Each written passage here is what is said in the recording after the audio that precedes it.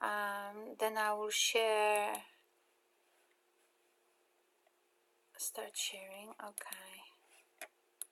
Just want to share the screen just in case it gets us anywhere.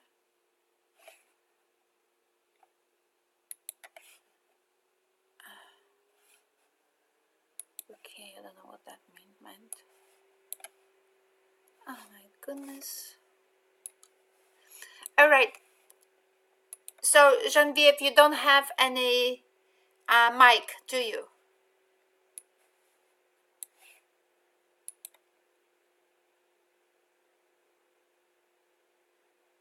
Wow. That's a bit sad because I hate listening to myself all the time and recording myself. All right. So, well, then you have to actually type lots. So, you were talking about, I just see that the text is not coming through. You were talking about punctuation, right? Oh, that's better.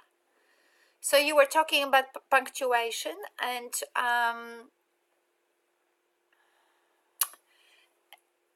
yeah, spelling. Sorry, spelling. That's fantastic.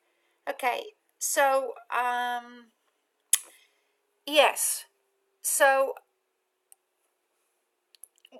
the thing with literacy is that when we teach literacy as an isolated thing, like here's your book, here's your letters. Now you've got to get the letters right, and you've got the words right, and you get your fluency right. Here it is, right? So what happens? We actually remove the reason for literacy if we do literacy this way. Like 27 children in the class, 27 children read the same script, 27 children.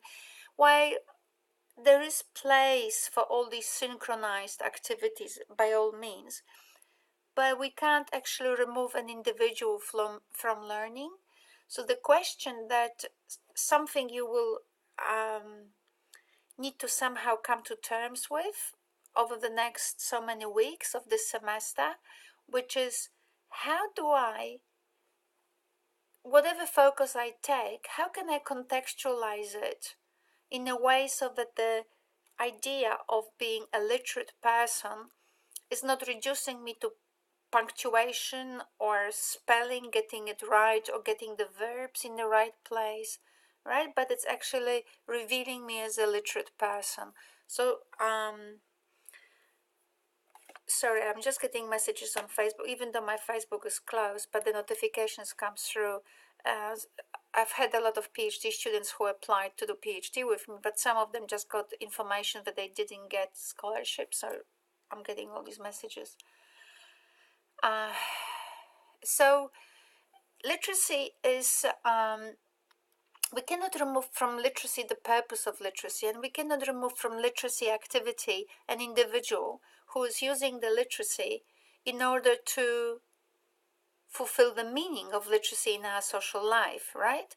Because the meaning of literacy is not necessarily getting the words right and getting the spelling right, because the computer can do it very well, and you have mentioned that in your email to me. So the idea is basically, how can spelling is very important, and that's what you will you be looking at it at spelling in your assignment 1?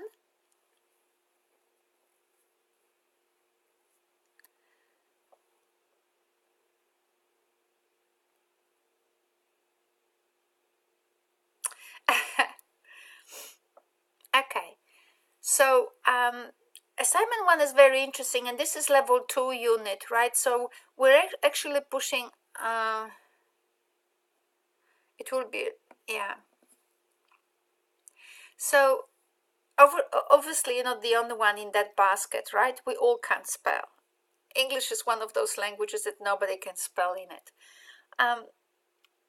I mean, I speak 5 languages and I learned 6, so the other ones were more sort of alphabetical. English is least alphabetical, so that's the problem. Okay, so have you looked? One of the things I wanted to say is that, yeah, so this is year 2 level, so we're pushing a little bit more, the concepts in this unit that we actually are studying, like what it means to be a literate person, because we all call ourselves literate, but it would be actually interesting to actually do a little case study on ourselves, which is what the assignment 1 is about, right? We're doing a case study on ourselves. In fact, as much as we want to the assignment 1 is basically a case study with a question: how truly literate I am, right? That's the sort of little test. So the concept of being literate is getting broadened. I'm not quite sure how far the concept of being literate was pushed in ELA 100, but now we're really pushing it. And we're trying to use the curriculum, the Australian curriculum, and also the early years framework to actually teach us a little bit about the concept of literacy. So, Genevieve, can you come up with, have you looked at some materials? I looked at the discussion board, and there were very good comments there and very good advice. I think so I was really happy. I've made 2 or 3 comments. There was not much need for me at the moment, but have you looked at especially some module 1 and module 2 for now, and did you find some helping questions or some helping materials that can actually allow you to push that concept of literacy a little bit higher, so that we look at literacy from a higher perspective than just reading words? Why is it important? Okay, I just ask you first and we'll see what happens.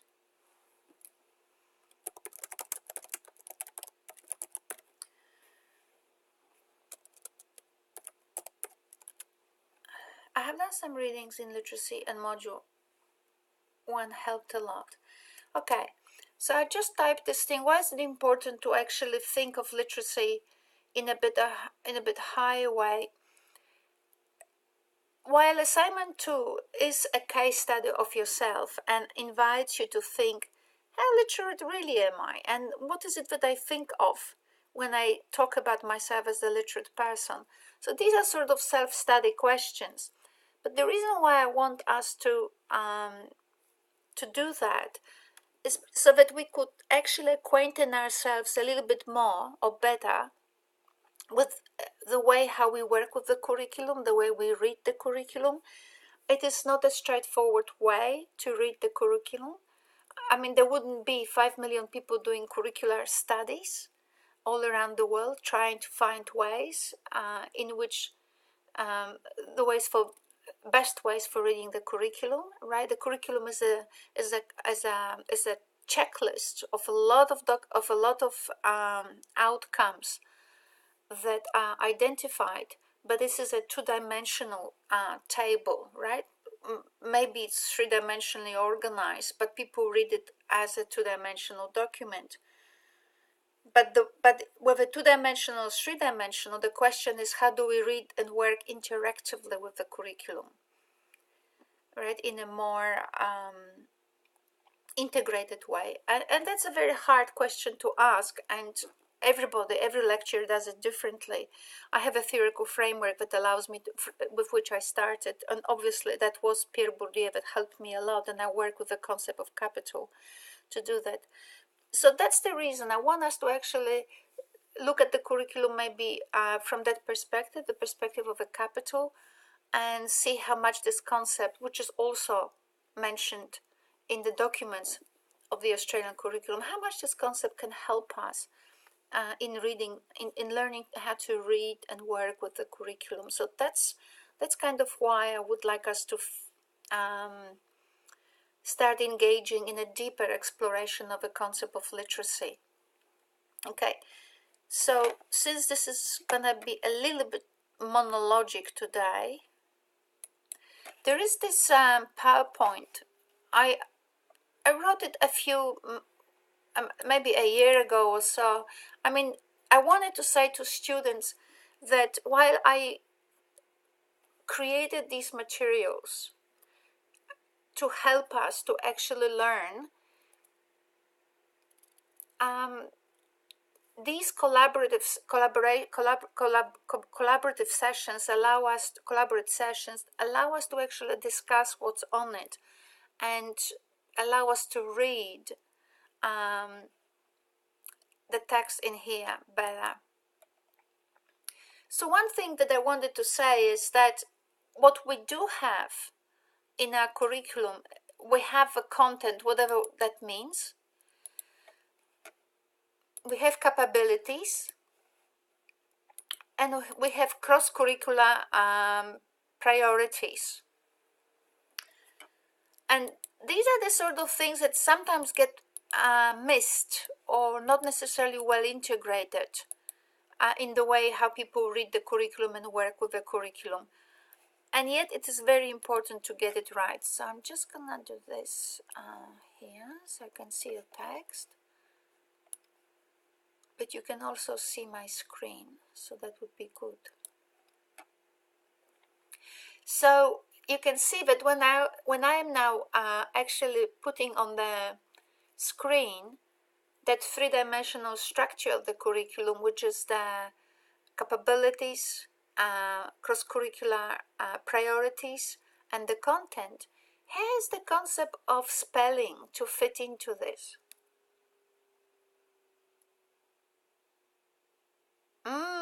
I know, it's hard. I'm just gonna put your answer, and I'm not gonna put it on screen. But basically, you are wondering, right?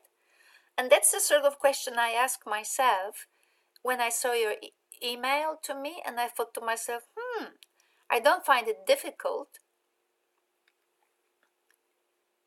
because if you only look at spelling at the level of content, so what happens? You're really busy here, but you're not quite sure how it relates to all the other aspects, right? All these three other aspects and the cross-curricular priorities. So basically, as a teacher, you'll be working really hard here, and you'll say, well, those other things don't matter, or they will matter later on, right? So you might do that, which is delegated to another activity, right? I suppose spelling allows you to engage in the other dimensions, and the way to do it is to ask yourself how. All right? So the way to do it is to ask yourself how.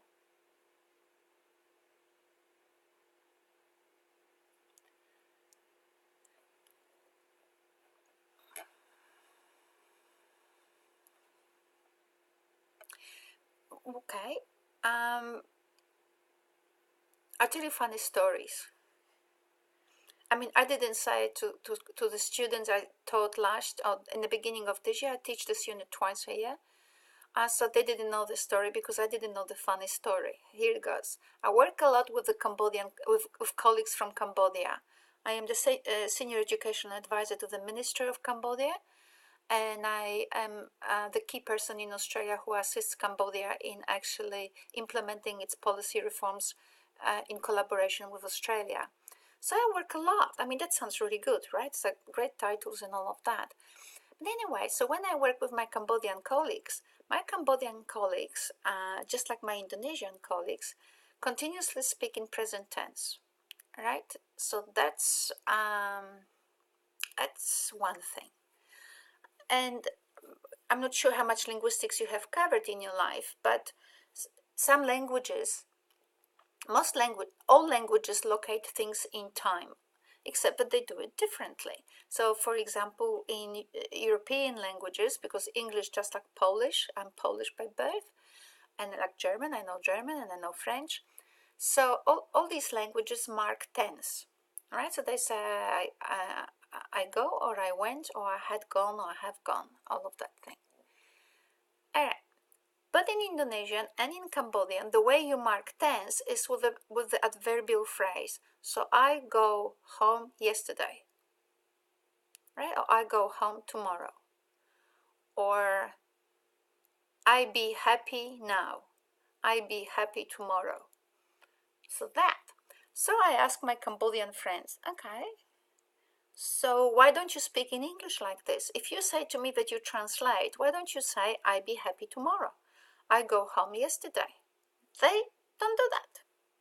Now this is really interesting, because when they convince me that they speak, that they translate, obviously they don't translate because this adverbial phrase is completely missing. Anyway, so that's one thing with tenses. Another thing that they do, whether it's a house or houses, same thing. Or so everything is singular because for two reasons. Because of their own grammar, but also because Asian languages finish always words with the open syllable. So, say Chinese, I can't make a parody of any other language because I can't even hear Cambodian. But Chinese is lang, guan, jian, duan, right? Everything ends with a vowel. So it's called an open syllable. So I'm sort of, I'm working with the Cambodians, especially now I had this grant. So for 7 weeks, they were working with me 8 hours a day, every day. I'm pushing them and pushing them. And then one day, the truth popped out from their mouth, which is, we cannot speak English correctly. We are not allowed to speak English correctly, because if we speak English correctly, then we look like we are elitist or up ourselves, right?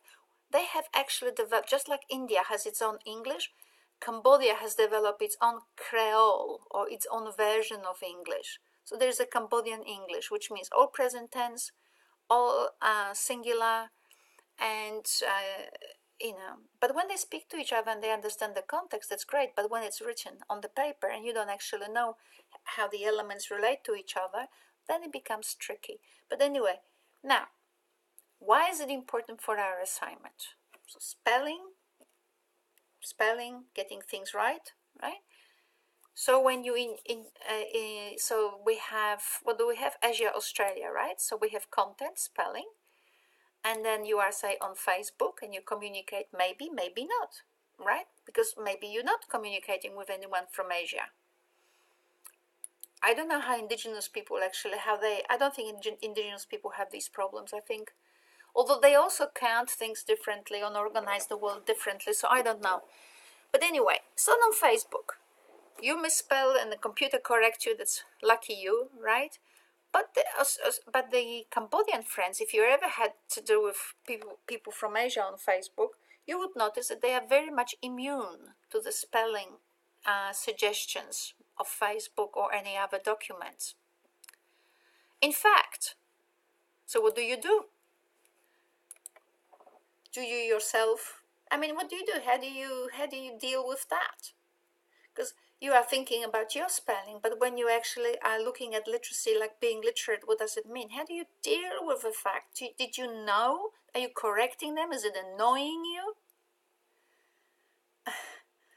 Interesting. An interesting question, so there. What about if they are your students and they talk like this and the culture is so strong at home?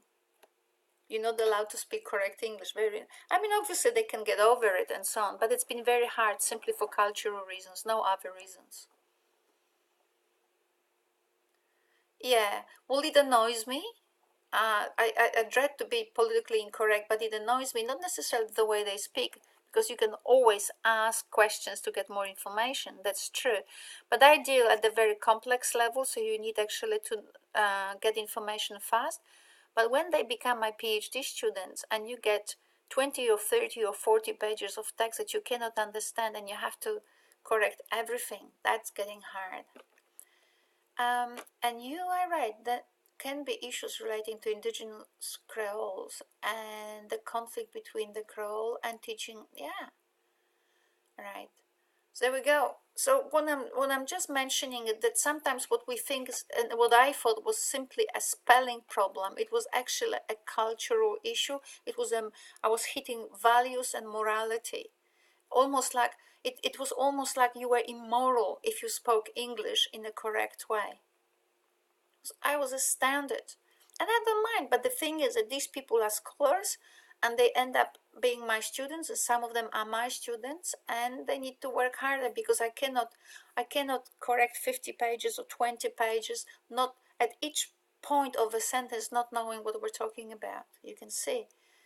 because there will be other problems obviously in English, right? I mean, I don't speak correctly myself, so there will be a lot of problems, plus on top of it singular and plural and timing issues.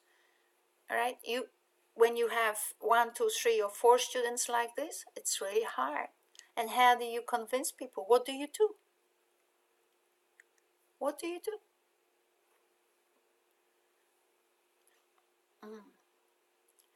And that's another thing in school. There comes a point where spelling is no longer corrected. Right.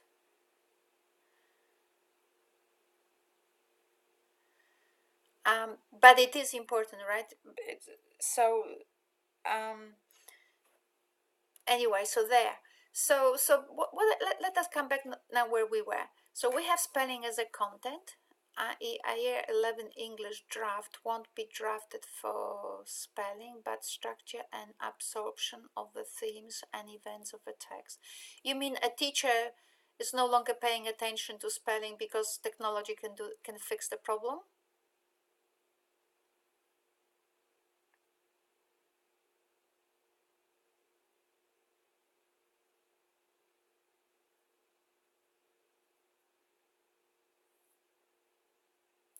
Are you typing it, Geneviève? No, because the essay is in regards to bigger picture themes. Yeah, yeah. Unfortunately, not always we actually type. There are moments when we actually still write by hand. Anyway, I don't really have a strong position on spelling, although I know professors who are actually have a very strong position regarding spelling. I don't have a strong position, but I do think that being illiterate completely doesn't make it all look good, does it? So there.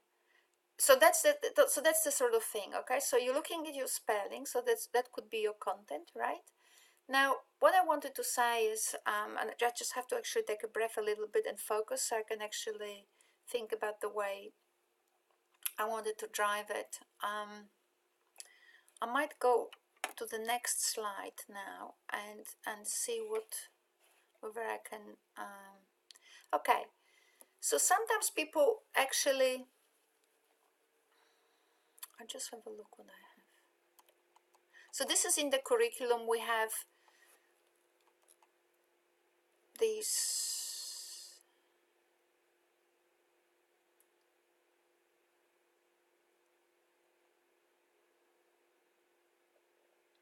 Right. So we have the distinction between these three elements. Okay, it's fine. So we have the distinction in our Australian curriculum between these three elements, which is language, literature, and literacy. And I don't distinguish between them because we can learn about differences.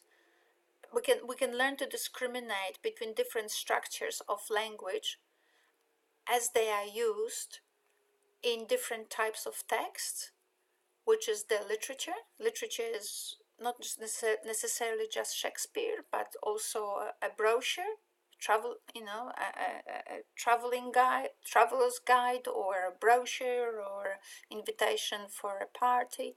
So all of them are literature. They're just documents. And literacy is basically, I think, the ability to actually put it all together and integrate the language and the constraints that relate to the linguistic structure in relation to different texts, right? So literacy is the ability to put it together.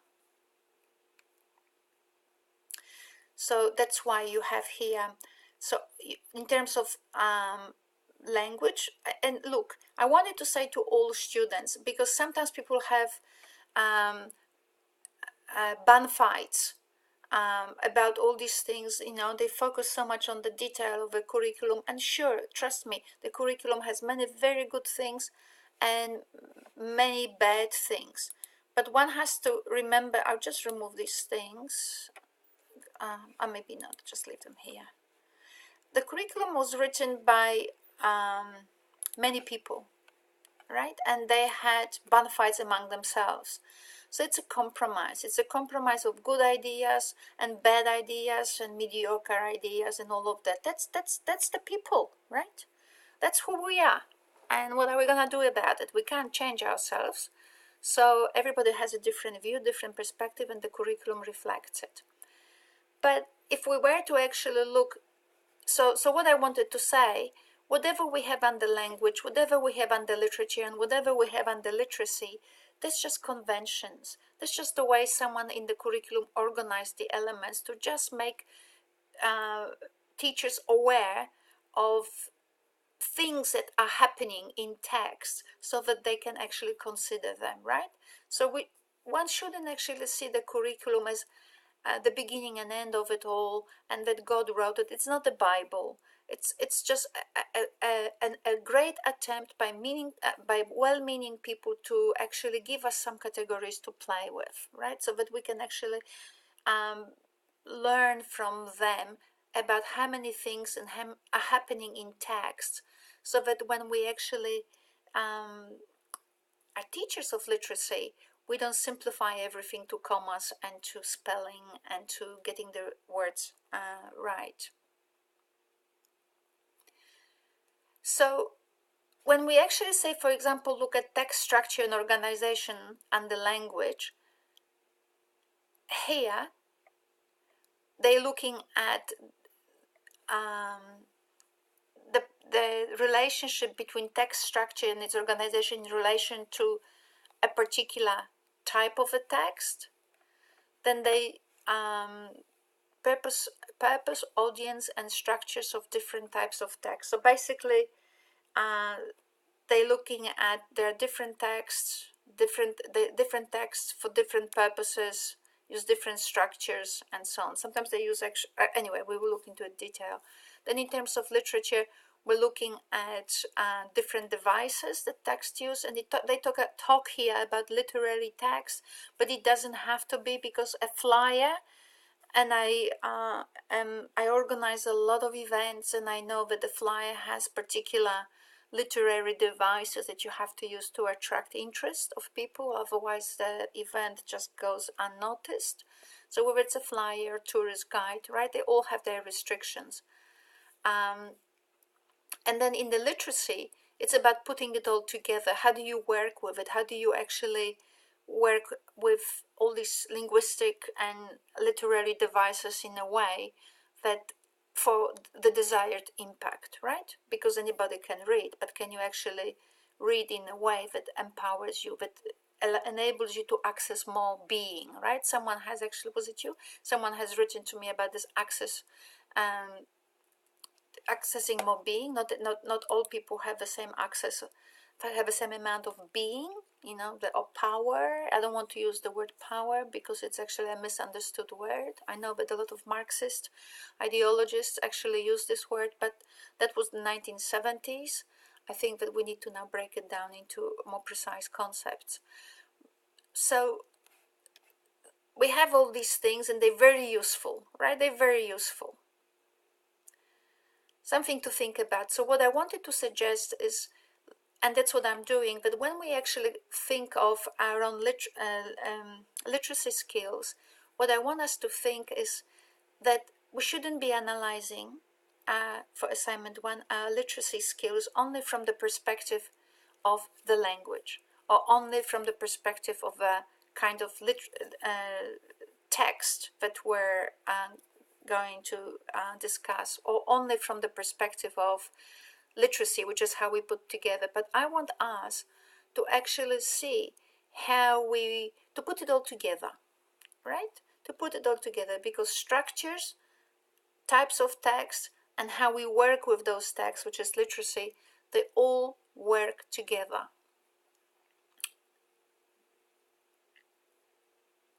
And they work together in a number of ways. They work together. Let us go back maybe to the other.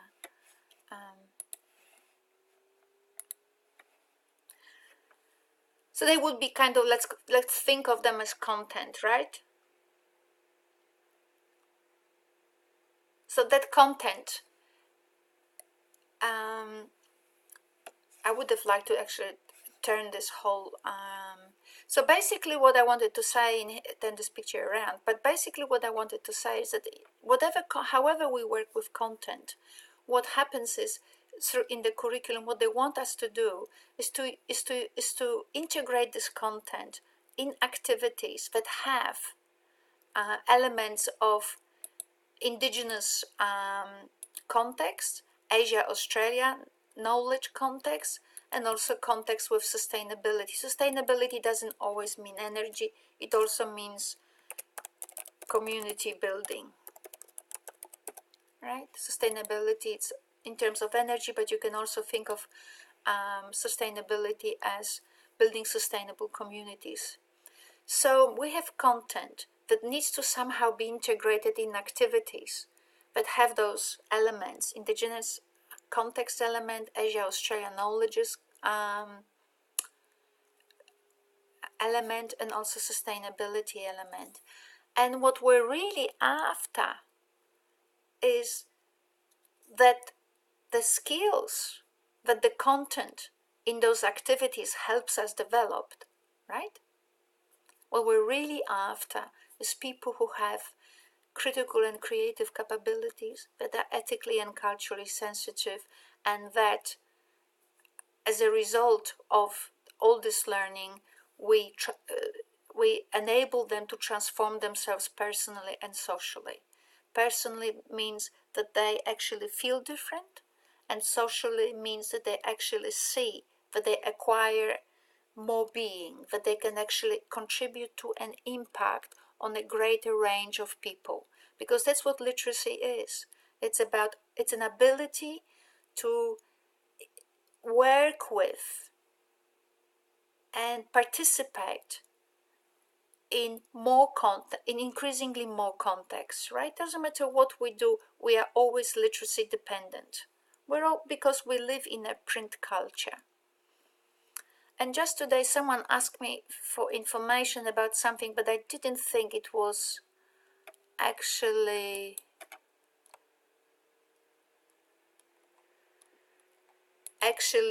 the right text that I sent to the student, but I looked at it, and this is an English document, a UK document about literacy. And what they say here, if you don't mind looking, is that I just wanted to look here. The scope for access to information resources is growing and will be increased enormously as communication technology becomes more sophisticated. And communication technology doesn't mean the Facebook, the Google. It means also the way we store and manage information. You cannot imagine a banker or a person that works in finance who doesn't know how to use spreadsheets or complex software. So what we need people. It's not that we need people, but ourselves, in order to be actually increasingly functional in our society and not feel restricted by lack of access and opportunities, but be given tools so that we can play with them and become increasingly more contributing. We need to actually have literacy skills, and us as teachers need to introduce the relevance of the range of literacy skills for our students in such a way that students can actually feel that those skills are relevant. In English we call them, in education we call them transformative. But what it means is actually relevant, because transformative means that you can perceive a change towards better, right? You transform yourself. So you can perceive a change for better personally and also socially. Personally, because you can actually feel, you get satisfaction, personal satisfaction, which means I can feel that it's working for me and I'm growing. And socially, that I am increasingly accepted, I can impact on more people, right? So the scope is becoming increasingly greater. Nevertheless, the communication media of the foreseeable future will continue to assume the user's capacity to read and understand the written word, right? It is not possible nowadays to be illiterate, because it is not just Australia that is dependent on the iPhone, but I haven't met yet a single Cambodian adult that didn't have an iPhone. And I'm sitting, me modern person, I'm sitting on my iPhone 4, whereas all my Cambodian friends are sitting on iPhone 7 or 8, whatever there is, right? They have overtaken us quite well. So on the one hand, they don't have money somewhere or here. I don't know how it works, but they're all sitting on iPhones, because iPhones are basically a guarantee of communication in Cambodia. Computers probably use different networks and they're not as reliable, but iPhones perfect. So literacy is extremely important. But my argument with you today is that the content is important, but if we teach spelling in a way that removes the middle layer, which is the context, and then also removes the person from it, which is the critical, creative, ethical, all these benefits that come from literacy, then the content itself is meaningless and it becomes boring, and it becomes a tedious work where children hold their heads and wonder when the class will finish, right? So that's a kind of the pedagogue in me that actually spoke about this.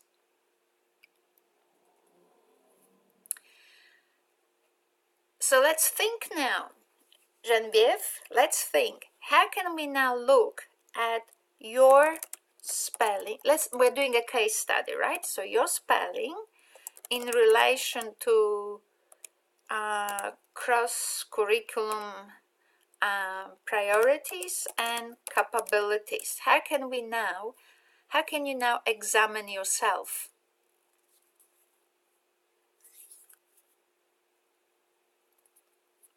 So I think that in some of what I wanted to say, and I want to excuse myself to students because that's life. Some things that I produce on LearnLine, they should be good. They really should be good.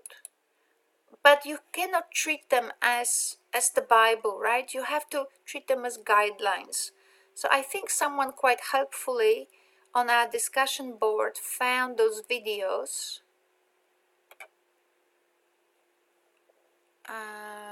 helping with planning for assignment 1. I think these are the sort of links that might help you with assignment 1, planning for assignment 1. So that's very good. But what I wanted to say is that you might look at you might choose from your life a particular activity that you do and specify its purpose.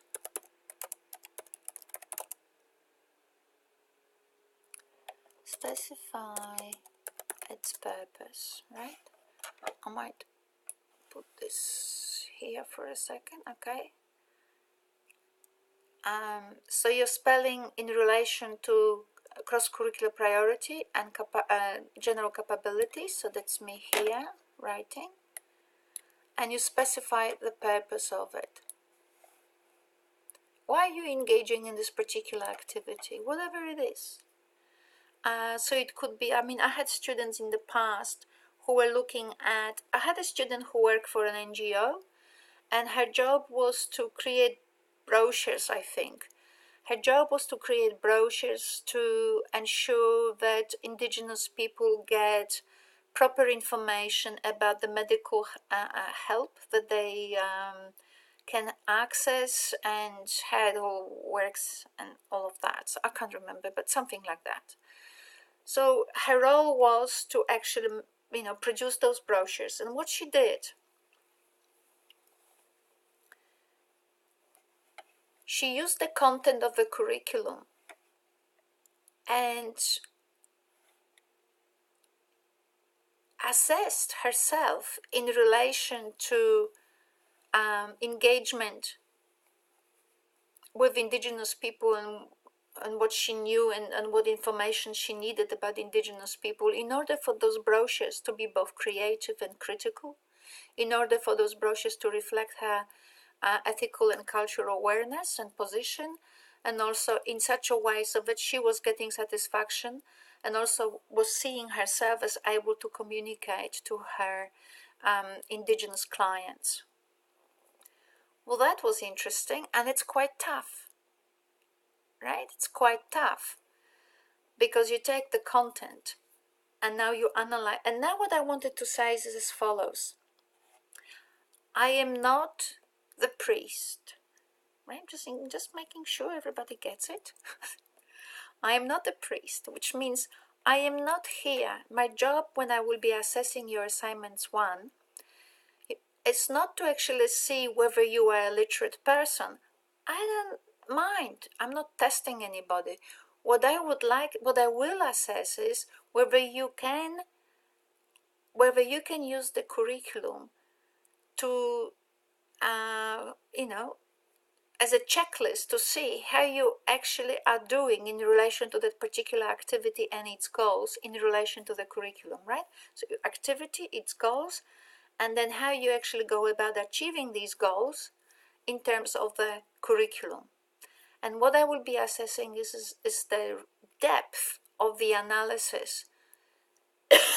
So it's not how literate you are, because we can't be literate in every activity, or we all have limits. We still have life to live and we're going to learn. But the thing I will be assessing is the depth of your analysis. How well can you question yourself in relation to the curriculum about the way you go about fulfilling your objective.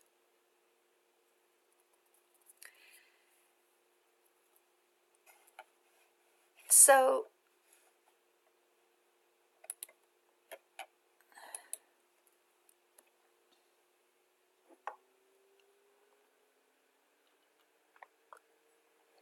we can do it in many different ways, Genevieve.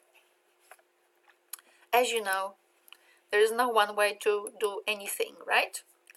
So anyway, can you type some things for me so I can get a feedback from you? How you going? And as you are typing, I just wanted to make sure once again. What was that? Didn't see that slide before.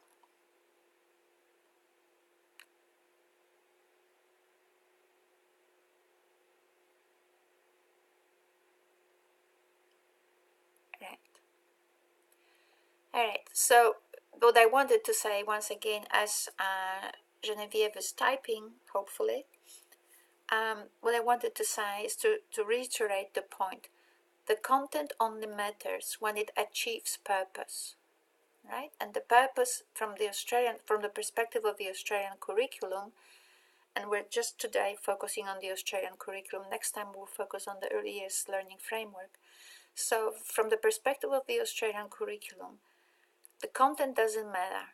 What matters is the content is integrated in particular activities, which are the cross-curricular priorities, and that the content is used in such a way so that our students grow bigger minds and bigger mindsets and great attitudes, right?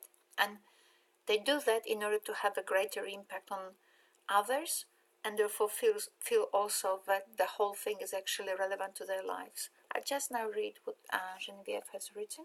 I might put it on the screen for everyone to read. I suppose I'm a little wary now of concentrating on spelling, as I will be teaching middle school, secondary, and I don't think there are content tutors for spelling as such at these levels. Okay.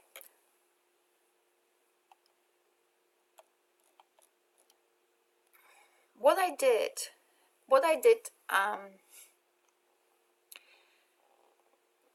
it does make sense. It does make sense.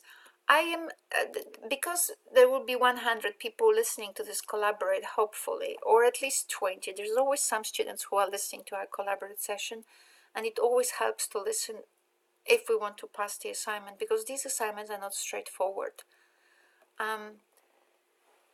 They do require some learning. So what I wanted to say, if you wanted to, I mean, you will not, obviously, but if you wanted to, you could look at your own spelling in your particular activities that you do daily or weekly or monthly, and look at spelling through all these elements, all of them, not just one, all of them.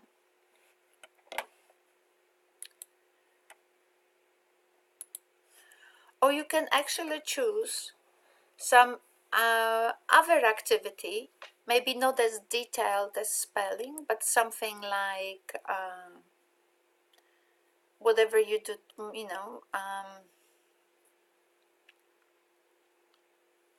I don't know. So people have things like reading to children, using writing at work to, like I said, to produce brochures for clients. What else people say?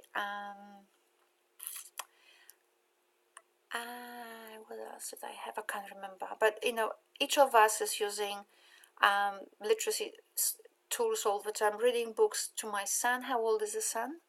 Yes, but reading books to my son. But it has to be now, right? So it's very important that you identify the purpose in order to, right? You need to identify the purpose, because to bond with the baby, or to develop particular attitude, skills, something, because when you will be assessing yourself, how you use your literacy knowledge, you will not assess yourself in relation to nothing. You need to have this purpose. And now we will be assessing how well you're doing with that purpose across the different aspects of the curriculum. Yeah, because see, that's another thing. It gets very often missed in literacy, is that because of the traditions, as I was saying in our collaborate lecture 1, there are many tensions, and you see them everywhere. When you read texts, different authors write about literacy differently. Different schools treat literacy differently, right? So when I see, for example, direct instruction, and I have written about direct instruction with my master's students. I think 3 students and me wrote about it. So it wasn't just my perspective, it was also a research of 3 different students. What happens is that we very often forget that we use literacy to actually help ourselves. Right? So, for example, I don't know about you, Genevieve, but myself, I have no idea how to use, very little idea how to use spreadsheet, and definitely I have no idea how to use finance software. I can't write, beautiful literature pieces. I mean, creative writing is not me. I'm literally really, really good at the academic writing, which is the 1, 2, 3. First you do this, then you do this, then you do this. I'm really good in that sort of engineering style. And you know what? It seems like it's the easiest. For some reason, my students, that's where they actually fail. So everybody has different purpose for which. So literacy skills are not like independent of the context for which we're using it. And that sometimes gets missed. We come to classroom, we give children the text, and we say, now read that, and nobody knows why they're reading it other than to please the teacher. Before I answer, I'll just read what you said. I think because there is so much we do just so naturally that it is hard to step out of it and think critically about how we achieve in certain areas aspects of literacy. Yeah, and that's a good comment. You see, a comment like this instantly allows me to see that I'm working with a person who has, capacity to look at herself critically. And that's good. So it's not like say to me, Anya, I am fantastic, I do everything well, just look at me. But saying, yeah, and that's the problem. We do it automatically. But when we do it automatically, what happens? We miss things. And this is an interest. We have two types of memories. One is the automatic one, and the other one is the checker. The one that actually remembers to check. And very rarely, we switch on the second system. Most of the time, when we look at the world, we run on automatic.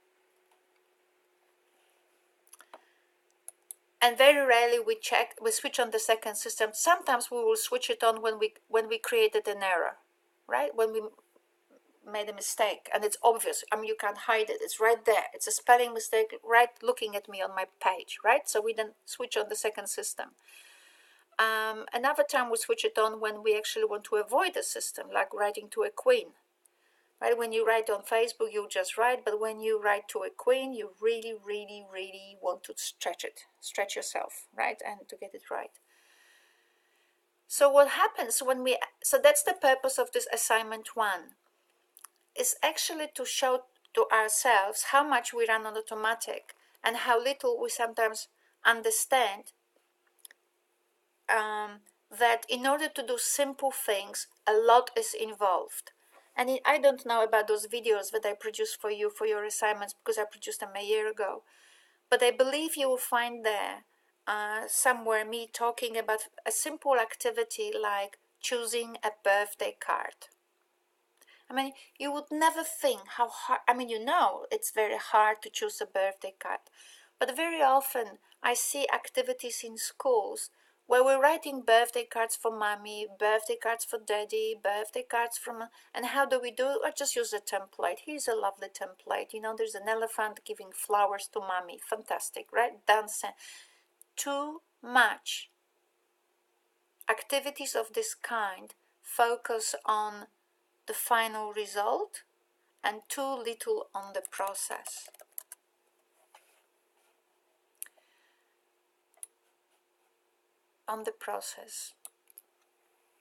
One of the advantages of myself coming from a completely different language group and to a degree, I'm still in a European culture, but to a degree, different frames of references, let's call it a culture, is that actually I have stumbled on a lot of questions, on a lot of issues that to a person, say in Australia, wouldn't be a problem. So when we choose a birthday card, right, say for a friend, we will, right, and you can imagine, I don't have to give you examples, but you can imagine that the information you actually bring with you to read the symbols on the birthday card are not in the birthday card, right? So the colors of the flowers, what else can you think of there? The drawings, the style of the birthday card, what else is there? The jokes, whether it makes jokes. So what we call jokes, what will it be? A device, a literary device, right? So devices like, so jokes or proverbs, right? Whatever things we have on birthday cards. Just simple text like there's a word for it in English, like what you used to just simple text with wishes only. What else is there?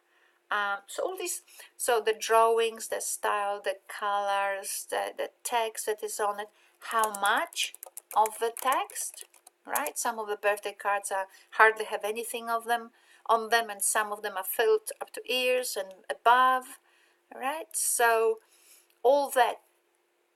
If we were thinking that the reading process is only about reading what's on the card, then we shouldn't have any misinterpretations, right?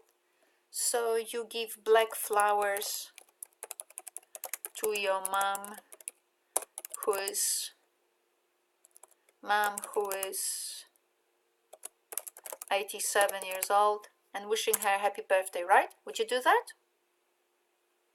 Ah, there are reasons for it, and the black flowers don't have a meaning. The black comes from the meaning of black in your culture, right? So there you go. So the meaning is not in the text. The text is just a representation of the world, right? So very often when there's a tradition in schools where in order to, it's called text comprehension. It just what happens is with all these concepts, different traditions in literacy and language teaching, they collide, and people sometimes, when they're not old enough, they can't see those collisions and they think it's all meaning the same and comes from the same source. It doesn't. The world is so complicated.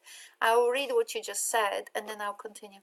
This is the most interesting thing I have begun to think about in regards to literacy, is what we bring to text, our culture, prior knowledge, our personal context, and so on, our own reason for why we read, right? As well, because the reason for which you read that text will impact on how you read the text and what you get out of it. Is this what we bring that influences the meaning we take from text? Yes, we're kind of stuck in our heads, aren't we? While an author can influence us, they can't completely influence the feeling, thoughts, and messages we are certain from that's what's written. Exactly. So I mean, I could come up with neuroscience evidence to actually push this argument further, but I don't want to, because it's just gonna make it ELA 300 out of it, or actually master coursework. So we don't want to go there. But that's exactly the point. So what I wanted to say is that there are two meanings of text comprehension. One comes from second language studies. In second language studies, which is like me studying French, or you studying French, or me studying English, or us all studying Japanese. Listening comprehension or text comprehension really meant is, can you type what you heard? Right? That's what listening comprehension or text comprehension want. Can you just type what you heard? And that was hard, because if it is in the foreign language, you know how the words sort of meld together and you think it was one word and it was the whole paragraph, right? So that's the one sort of source of the concept of comprehension, which is, have you heard it right? But the other one is actually the one, the cultural dimension and the personal dimension, which is, how did the text help you with the goal for which you read it? Is that grammar correct? Basically, you pick up a text because there's a reason why you actually read it, and in real life, as opposed to conventional classroom, you read in order to achieve something, right? You read newspaper because, well, we don't run them, right? Let's be honest, none of us does, or very few of us do, but let's talk that we do. Let's say we do. So basically, we read a newspaper in order to update ourselves on what's happening in the world. We read a book of particular choice because that particular type of a book gives us pleasure and we want to relax. We read Facebook because of this and of that and that, right? Every time we actually browse through information or read, we read with one eye shut and only one open. We only read for a particular reason for which we actually picked up the text.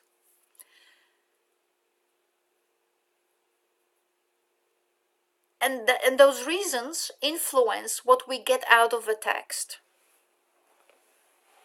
That's why we often say to ourselves, you have read it with a particular bias, right? You read it with a particular bias, or you read it from, you were close-minded in your reading, right? Or you simply don't know enough to read, to understand the relevance of this text, right? You simply don't know enough. So that's why, I mean, these are the sort of factors that impact on what text we choose or we make available for our students. So there will be different texts for a 5-year-old.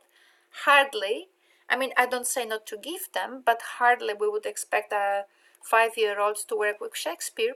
I am not necessarily for preventing them to actually click on it and have a look how it looks like, because you never know what 5-year-old has in their head and what they will get out of it.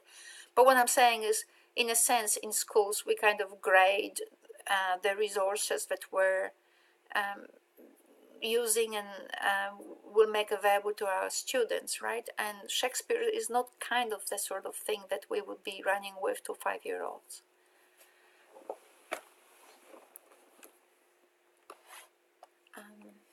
So yes, so it's not what the text said, it's what you did to it.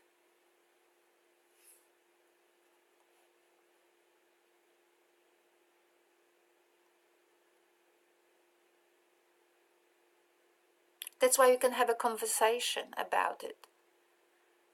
What's wrong with black? Why can't I give my 87-year-old mother black flowers on her birthday card? Now, there are moments when you can, right? Even in Australia. For example, I have a friend who is not anymore so famous because he changed countries, so it's really hard to be famous and a migrant. But he was in Europe very famous. He's a photographer, and you know that photographers play with color, so he does black and white. But he does black and white photography in a way that it sometimes looks like a drawing. Sometimes, you know, like it just looks out of this planet. And the flowers would be darker, maybe not black or maybe black, but the way he plays with it is artistic and therefore not offensive. But you need to have a culture, you need to have experience in that kind of genre to actually detect it. All right?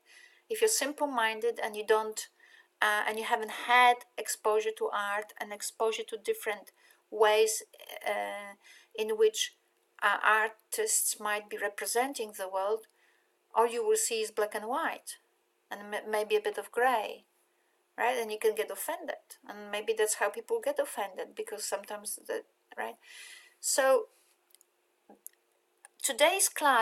in today's class, I think that we reached the most important point for the whole course, for the whole unit for this year, which is to say that the text only is symbols, represent that they just, text represents the world. It's not the world. The world is in your head, and you bring it into the text, and what you eschew or elicit from a text is what your head allowed.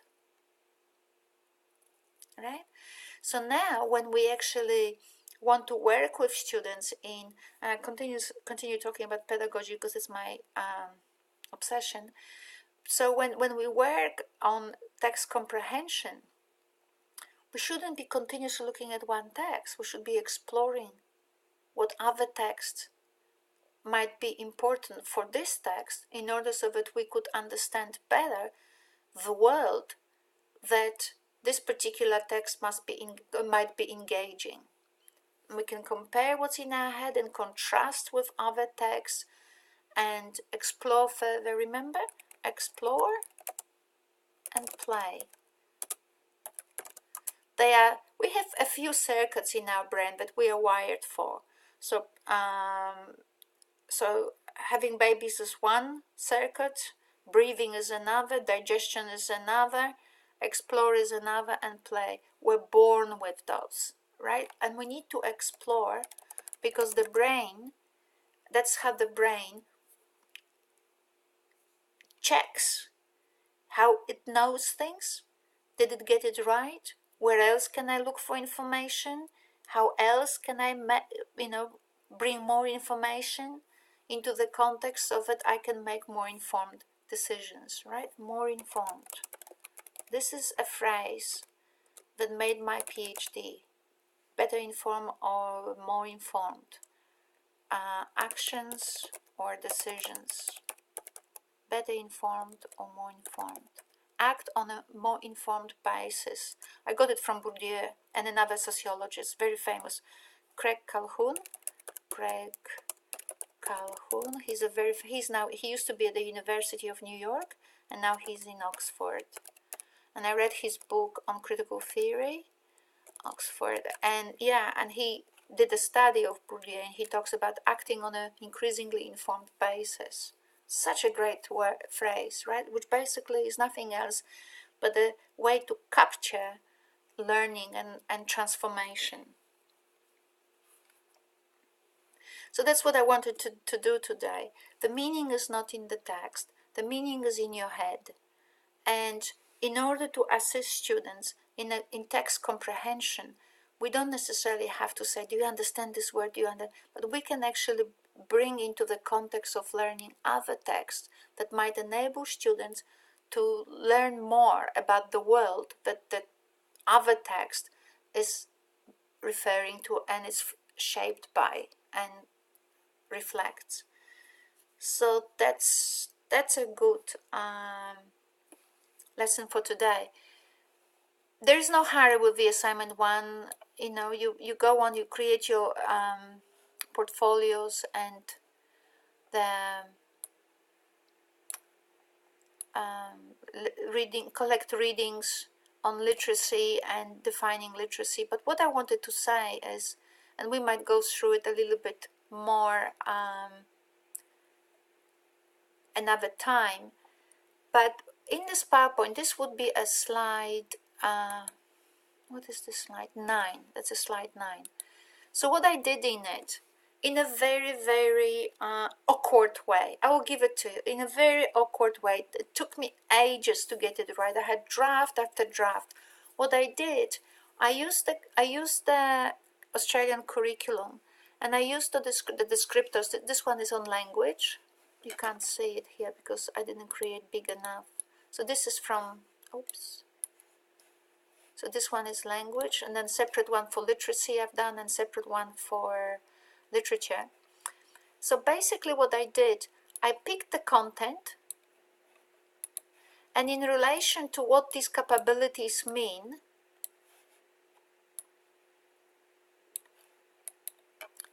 I formulated questions for each of those content aspects. We will not go through it today because you just die. This is quite complex,